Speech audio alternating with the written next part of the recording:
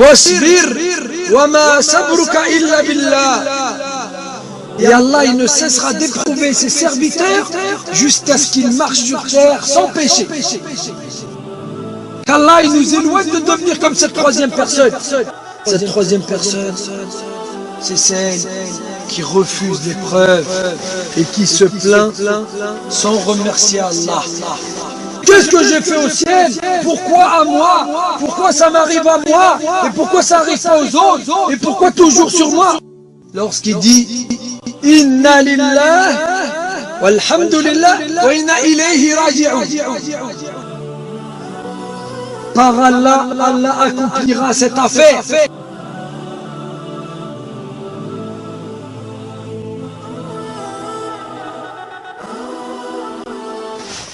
إن الحمد لله نحمده تعالى ونستعينه ونستغفره ونعوذ بالله من شرور أنفسنا ومن سيئات أعمالنا من يهدي الله فلا مضل له ومن يضلله فلا هادي له وأشهد أن لا إله إلا الله وحده لا شريك له وأشهد أن محمدا عبده ورسوله أما بعد يا أيها الناس اتقوا ربكم الذي خلقكم من نفس واحدة وخلق منها زوجها وبأث منهما رجالا كثيرا ونساء واتقوا الله الذي تساءلون به والأرحام إن الله كان عليكم رقيبا يا أيها الذين آمنوا اتقوا الله وقولوا قولا سديدا يصلح لكم أعمالكم ويغفر لكم ذنوبكم ومن يطع الله والرسول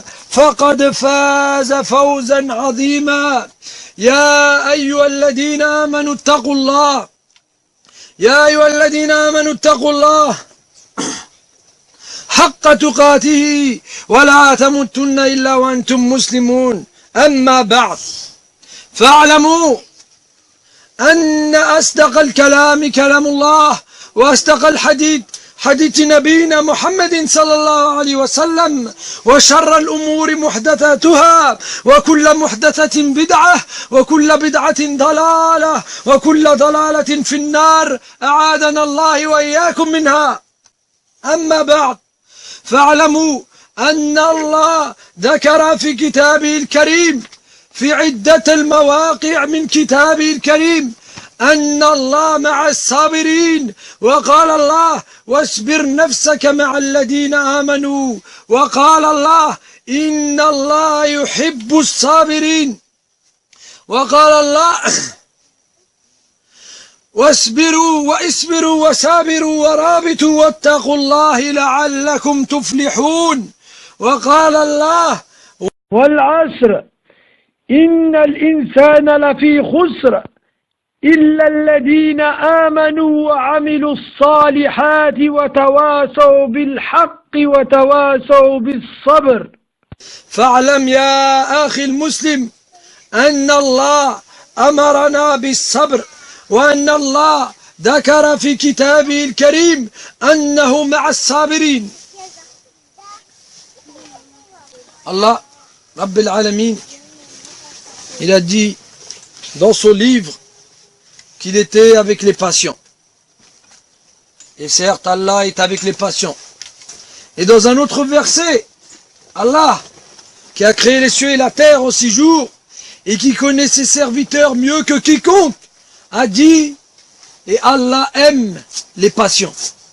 Et il a dit, montre-toi patient, mais tu n'y parviendras pas seulement, tu n'y parviendras qu'avec l'aide d'Allah. Wasbir wa ma sabruka illa billah. Il a dit ne t'afflige pas pour eux et ne sois pas angoissé à cause de leur complot.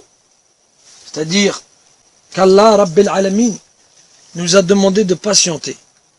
Et nous a dit que la patience elle venait de lui.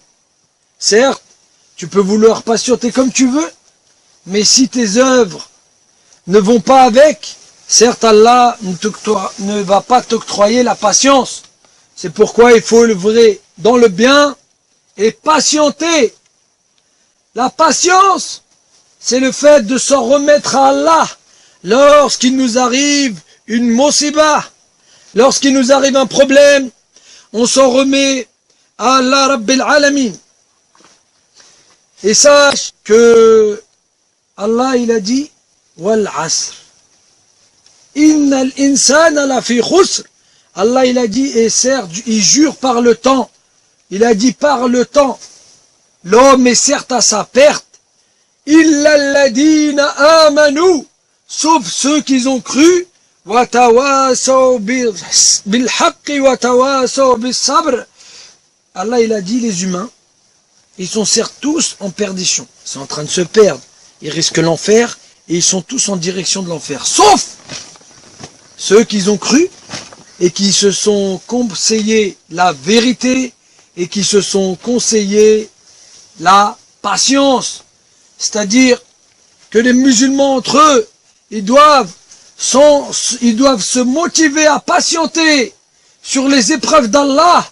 Et Allah il a dit وَلَنَبْلُوَنَّكُمْ بِشَيْءٍ مِنَ الْخَوْفِ وَالْجُوعِ وَنَقْصٍ مِنَ الْأَمْوَالِ وَالْأَنْفُسِ وَالثَّمَرَاتِ وَبَشِّرِ الصَّابِرِينَ الَّذِينَ إِذَا أَصَابَتْهُمْ مُصِيبَةٌ قَالُوا إِنَّا لِلَّهِ وَإِنَّا إِلَيْهِ راجعون أولئك عليهم صلوات من ربهم والرحمة وأولئك هم المهتدون. Allah il a dit certes, nous allons vous éprouver par de la faim, par de la diminution de biens, par de la diminution de personnes. La diminution de personnes, c'est la mort. Certes, Allah il va retirer des gens qu'on aime, il va les faire mourir, ou il va nous éloigner d'eux, ou on va être éprouvé par leur disparition, par leur emprisonnement, par tout ce qu'il peut y avoir qui puisse nous atteindre. Allah il a dit certes, nous allons vous éprouver par ces choses-là. Et avertit et prévient ceux qui ont patienté. وَبَشِّرِ الَّذِينَ آمَنُوا. Et prévient ceux qui ont patienté et qui ont dit Inna lillahi wa inna ilayhi raji'un. Certes, nous appartenons à Allah et c'est vers lui que se fera notre retour. Ça, c'est le tawakkul ala Allah. C'est le yaqin, la certitude que tout vient de lui et que notre retour se fera à lui. Nous sommes certes venus dans ce monde sans vêtements. Quand on est né, on est sorti du ventre, on n'avait rien, ni vêtements, ni argent, ni enfants, ni mari, ni femme, ni rien du tout, ni bien. On est venu comme ça et on retournera comme ça. Alors, c'est pour cela qu'on doit s'en remettre à Allah et dire Inna lillah, nous appartenons à Allah et c'est vers lui que se fera le retour, dans toutes les circonstances. Le prophète sallallahu alayhi wa sallam, il nous a dit, certes, les croyants ne cesseront d'être éprouvés sur cette terre jusqu'à ce qu'ils marchent sans aucun péché. Tout le monde a des péchés, tout le monde fait des péchés, tout le monde se trompe, tout le monde fait des erreurs, tout le monde, personne n'est parfait sauf Allah Rabbil Alamin. Alors, Allah, pour nous permettre de perdre ces péchés-là, et pour nous enlever ces péchés, alors il nous éprouve. Il nous met, comme dans le hadith de Aïcha radiallahu anha, le prophète sallallahu alayhi wa sallam, il a dit, il n'y a pas une épine qui touche le serviteur sans que cela ne soit pour lui une absolution de péché. Chaque chose qui nous dérange dans cette dunya, chaque chose par lesquelles on va être éprouvé dans cette dunya, ce sera pour nous des péchés qui partent. Et Allah, il ne cessera d'éprouver ses serviteurs jusqu'à ce qu'ils marchent sur terre sans péché. Voilà comment votre Seigneur, par sa miséricorde, il vous épargne le châtiment de l'enfer. Comment il t'épargne le châtiment de l'enfer? Il te fait payer ici. Il te fait payer ici. Tu payes maintenant les problèmes. Alors tu tombes malade. Tu marches sur des épines. Tu as une épine dans le pied. Tous les problèmes. Tu as mal au ventre, tu as mal à la tête. Si tu patientes, alors ce sera pour toi une expiation de péché et tu perdras des péchés. Ibn Qayyim, dans son livre des exhortations, il nous dit il y a 3 sortes de personnes à l'heure de l'épreuve. il y a celle qui va accepter l'épreuve, qui l'attendait et qui l'accepte, l'acceptation de l'épreuve. C'est-à-dire que lorsqu'elle a une maladie ou quelque chose, elle l'accepte. Elle dit Alhamdulillah, Allah il m'a fait ça parce qu'il m'aime. Allah il m'a éprouvé parce qu'il pense à moi. Car Allah il a dit, le prophète il a dit, Man yurid Allahu bi khayran yusib minhu. Certes, celui à qui Allah veut du bien, il l'éprouve. Donc, les gens, il y a ceux qui acceptent. Lorsqu'il leur arrive un mal, qui tombe par terre, qu'il a un accident, qui perd de l'argent, qui perd sa maison, qui perd son enfant, qui perd son mari, qui perd sa femme, qui perd sa mère ou son père. Alors il dit Alhamdulillahi Rabbil Alamin, Inna Lillah wa Inna Ilayhi Raji'un. Alors celui-là, il a fait l'acceptation. Ça veut dire ça vient d'Allah et j'accepte. Et je remercie Allah pour m'avoir éprouvé, car ça veut dire qu'il m'aime.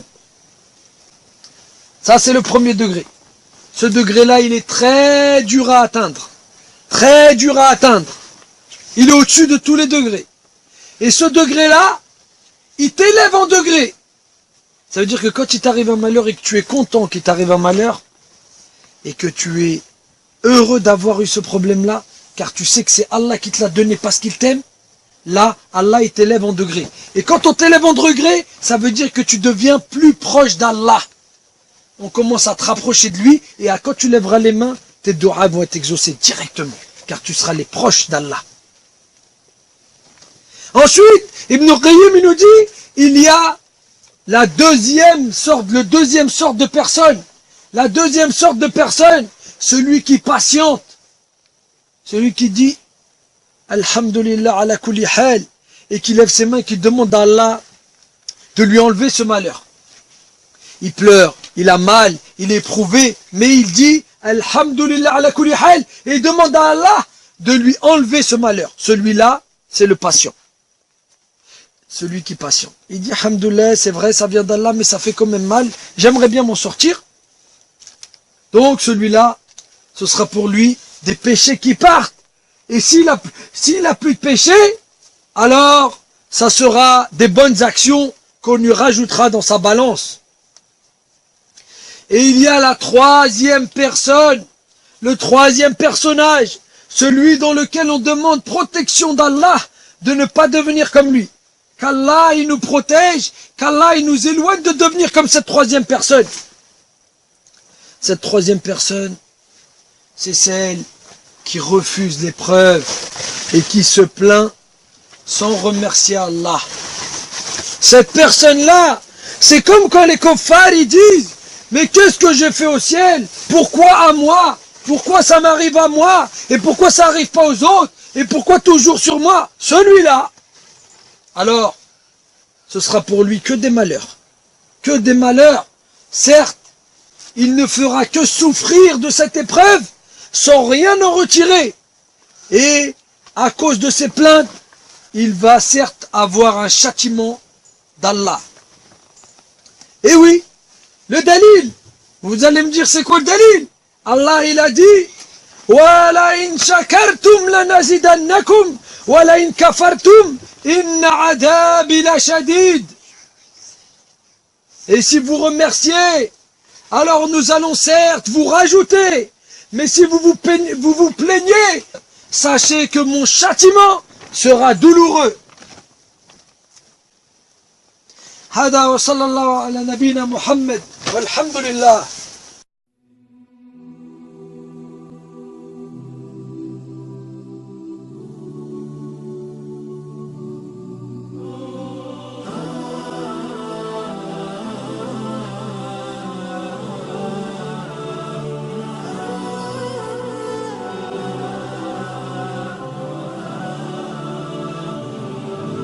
إن الحمد لله حمدا كثيرا طيبا مباركا فيه أحمد الله رب العالمين الذي خلقنا وهو الذي يهدي إلى صراط المستقيم وأسأله رب العالمين الواحد الأحد الفرد الصمد الذي لم يلد ولم يولد أن يهدينا أن يهدنا إلى صراط المستقيم وأن يجعلنا ممن وحده إلى مماتنا. On rapporte dans des hadiths sahih du prophète sallallahu alayhi wa sallam que le prophète alayhi wa sallam, il est passé et il a vu une femme se plaindre de la mort de son fils. Elle se plaignait et criait. Ensuite, le prophète alayhi salam, il dit à cette femme de patienter. Oh femme, patiente! Car le prophète alayhi salam, il ne faisait conseiller sa communauté que sur le bien. Et cette femme de dire, certes, il ne t'est pas arrivé ce qu'il m'est arrivé. Le malheur que j'ai reçu, tu ne l'as pas reçu. Comme elle venait de perdre son fils, et que le prophète alayhi salam lui dit de patienter, alors elle s'énerve contre le messager d'Allah, sallallahu alayhi wa sallam, afdal bashar, et elle lui dit, tu dis ça, mais il t'est pas arrivé ce qui m'arrive, tu comprends pas, laisse-moi. Cette femme ne savait pas que c'était le messager d'Allah, sallallahu alayhi wa sallam, et lorsque elle l'a su, elle s'est dirigée, on lui dit, oh femme, c'est le messager d'Allah. Elle s'est dirigée vers lui pour lui dire, oh messager d'Allah, je m'excuse, car je ne savais pas.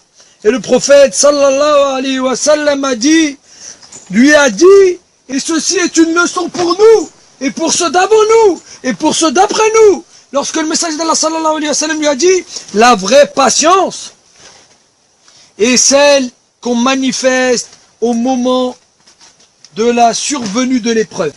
C'est-à-dire que quand ça arrive, c'est là que tu dois être patient, dur. C'est pas après. C'est quand ça arrive, sur le coup, pendant que c'est chaud. C'est là qu'on patience. C'est celle-là la vraie patience. Mais Allah, par sa miséricorde, il accepte le repentir. Donc ceux qui n'ont pas accepté de patienter et qui se sont énervés, nous les enjoignons de patienter sur ce qui leur arrive.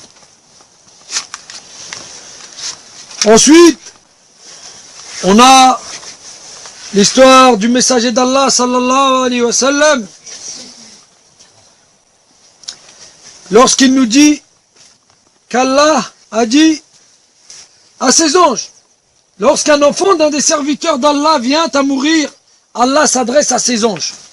C'est-à-dire que lorsqu'Allah décide de prendre un enfant d'un serviteur, mais le hadith il englobe toutes les personnes dont on est privé.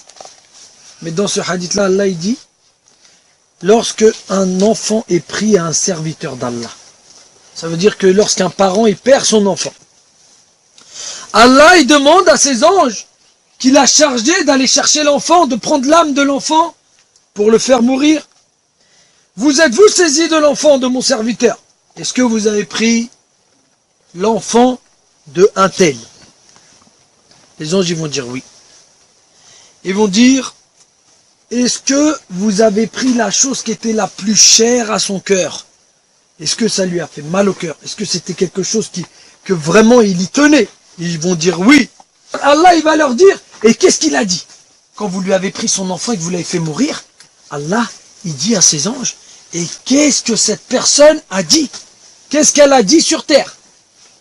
Et là ils vont dire, il t'a loué et affirmé le retour ultime vers toi, lorsqu'il dit Inna lillah walhamdulillah wa inna ilayhi raji'un. Comme il avait dit Allah dans le Coran. Il a dit, le serviteur, quand on lui a pris son enfant, il a vu l'enfant mourir devant lui, il a dit, certes, nous appartenons à Allah, et les louanges sont à Allah, et c'est vers lui que se fera le retour. La patience! Il a patienté sur un des plus grands malheurs, celui de ne plus revoir la personne. Il lui a enlevé, Allah lui a enlevé, pour l'éprouver, pour le tester, il lui a enlevé les plus grandes personnes, et lui il dit quoi? Il dit pas, oh pourquoi moi? Oh pourquoi moi? Il dit, Alhamdulillah, inna lillahi wa inna ilayhi raji'un. Il se rappelle que quand il est venu au monde, il avait rien, aucun vêtement, il avait rien, aucun argent, il avait rien, aucun enfant. Il n'avait rien, ni femme, ni rien. Et qu'ensuite Allah il a décidé de le récupérer et il dit Alhamdulillah. Alors Allah il dit construisez à mon serviteur une maison au paradis et donnez-lui pour nom la maison de la louange. Alhamdulillah. Lorsque le serviteur est patient sur des mal ou qui patiente sur la perte de son enfant, Allah il lui fabrique une maison spéciale pour lui au paradis qu'on appelle la maison des louanges. Allah il a dit dans le Coran Linabluakum ayyukum ahsanu amala, pour vous tester, pour vous éprouver et voir lequel d'entre vous est le meilleur en action. Voilà la patience dans laquelle le prophète alayhi salam nous a conseillé et dans lequel Allah nous a demandé de patienter. Alors une fois, les hommes, à l'époque du prophète, alayhi salam, certains compagnons viennent voir le prophète et lui disent « Ô messager d'Allah, invoque Allah pour nous. » Ils étaient éprouvés, ils avaient faim, ils avaient soif et ils avaient rien. C'était des pauvres, des bédouins. Alors il dit, le messager d'Allah sallallahu alayhi wa sallam lui-même, qui s'attachait 2 pierres sur le ventre, tellement il avait faim, il est obligé d'attacher des pierres autour de son ventre pour que le ventre ne lui fasse pas mal de la faim. Il leur dit, auparavant, on prenait un homme, avant vous, l'époque d'avant vous, aujourd'hui vous vous plaignez de ça, mais avant vous c'était pire. Auparavant, on prenait un homme, on l'enterrait jusqu'à la tête, on le couvrait de sable, 1 pelle, 2 pelles, 3 pelles, jusqu'à laisser la tête sortir du trou, que la tête sortir du trou. On ramenait une scie et on lui coupait la tête en 2 vivant. Crac! Ça c'était les châtiments d'avant. Ensuite, le messager d'Allah sallallahu alayhi wa sallam, il disait, et on le coupait en 2. Ensuite, certains autres châtiments, on prenait des gens avec des peignes en fer. On avait des peignes, comme le peigne avec lequel vous vous coiffez les cheveux. Quand vous vous coiffez, vous sentez qu'il y a un nœud. Et ça fait mal. C'est vrai. Il y a un nœud dans les cheveux, on tire sur le peigne, ça fait mal. Eh bien, sachez que les gens d'avant vous, on prenait des peignes en fer et on leur arrachait la peau avec, comme on enlève la peau des pommes de terre ou des carottes. On prenait des peignes et on leur arrachait la peau avec des peignes en fer. Et malgré tout ça, pourquoi il leur faisait ça? Pourquoi il leur coupait la tête en 2? Pourquoi il leur sciait la tête en 2? Pourquoi il prenait des peignes et il leur enlevait la peau comme vous enlevez la peau des légumes? Pourquoi? Pour qu'ils changent de digne, pour qu'ils changent de religion. Voilà, je vais te faire ça si tu ne changes pas de religion. Et eux, ils viennent juste parce qu'ils avaient faim, alors ils disent au messager d'Allah, invoque Allah pour nous. Et lui il dit, mais certes, je vais vous raconter une histoire, il y a des gens d'avant vous. Ils avaient faim, ou ils étaient dans la guerre, et ils redoutaient l'ennemi, alors ils demandaient l'invocation d'Allah. Et là, il dit, il y a des gens d'avant vous qui n'ont pas lâché leur religion, malgré qu'on leur coupait la tête en 2 et qu'on leur arrachait la peau avec des peignes en fer. Alors le messager d'Allah sallallahu alayhi wa sallam lui leur dit, tout cela ne leur faisait pas renier la foi. Ça veut dire qu'ils restaient quand même croyants malgré ça. Par Allah, il dit le messager d'Allah, Allah accomplira cette affaire. Et il viendra un temps où le cavalier pourra se déplacer de San'a à Hadramout sans rien craindre, si ce n'est Allah et les loups pour ses troupeaux. Mais vous êtes trop impatients. Voilà l'impatience de ceux qui veulent tout maintenant. Oh, messager d'Allah, invoque pour nous. Alors qu'ils étaient dans un pire état que le nôtre aujourd'hui. Ils étaient dans le pire état qu'aujourd'hui que nous. Et pourtant, le messager d'Allah, qu'est-ce qu'il leur a conseillé? Patientez. Patientez avec votre religion. Accrochez-vous à votre religion. patientez malgré tous les malheurs qui tombent sur vous. Les barmils, ils tombent sur nous. Les avions, ils nous frappent. Les kofars, ils sont devant nous ici, en train de dire que Ali, il est sur la lune. Que Ali, c'est leur Dieu. Des mouchriks, des associateurs. Et ne patienterons pas. Et on ne va pas patienter, alors qu'il y a des montagnes entre nous et eux. Alors que ceux d'avant nous se faisaient couper la tête en deux. Alors que ceux d'avant nous, ils se faisaient arracher la peau avec des peignes en fer. On va pas patienter. On va patienter. Et on va patienter parce qu'Allah, Rabbil Alamin, il a promis la double récompense aux patients. Car ceux qui patientent, ils auront la double récompense. Et certes, qui voulez-vous qui vous soutienne mieux que celui qui a dit Allah, il est avec les patients. Si vous patientez, c'est Allah qui sera avec vous. Et qui voulez-vous qui vous aime plus que celui qui a créé les cieux et la terre, qui a créé les kofars et les croyants, qui a créé les djinns et les humains? Et Allah, il a dit, et Allah aime les patients. Allah, il aime les patients. Allah, il est avec les patients. Allah, il récompense le double pour les patients. Et Allah, il donne des maisons au paradis pour les patients. Voilà pourquoi nous allons patienter. Et voilà pourquoi on remercie Allah ala kulli hal. On est emprisonné, on est châtié, on est maltraité, on n'a pas à manger, on n'a rien. Et ben on dit Alhamdulillah, parce qu'on se rappelle que les serviteurs d'avant nous, qui sont nos parents, nos grands-parents, nos anciens parents, ils ont patienté sur une scie qui était sur leur tête et on lui dit qu'il n'y a pas de Dieu et lui dit la ilaha illallah, alors boum, on coupait la tête. Donc alhamdoulilah, on patientera. Et on patientera bi'idnillahi rabbil alamin, car Allah a dit wasbir wa ma sabruka illa billah, et patiente. Et certes, la patience ne vient que d'Allah.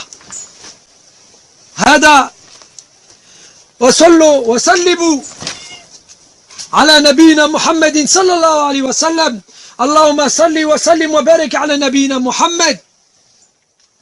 Allahumma arina al-haqqa haqqa warzuqna ittiba'ah wa arina al-batila batila warzuqna ijtinabah. Allahumma innana nas'aluka بكل اسم هو لك سميت به نفسك أو أنزلته في كتابك أو علمته أحدا من خلقك أن تجعل القرآن العظيم ربيع قلوبنا ونور صدورنا وجلاء أحزاننا وذهاب همومنا وغمومنا، ونسألك بأنك القوي المتين المنتقم أن تنتقم من إخواننا وأخواتنا المسلمين والمسلمات والمؤمنين والمؤمنات. اللهم عذب من عداهم، اللهم دمر جيش بشار ومن معهم، اللهم عذبهم في الدنيا والآخرة، الله لا تبقى منهم أحدا. اللهم انصر إخواننا المجاهدين في كل مكان، واحفظ أهلنا وأهل المجاهدين وأهل المسلمين والمسلمات، اللهم احفظهم، اللهم انصرهم. نسأل الله رب العالمين الخالق الرزاق الذي على كل شيء قدير أن ينصرنا على من عادانا، وأن يدمر من عادانا، وأن يرنا الحق حقا ويرزقنا اتباعه. هذا والحمد لله رب العالمين، وأقيم الصلاة.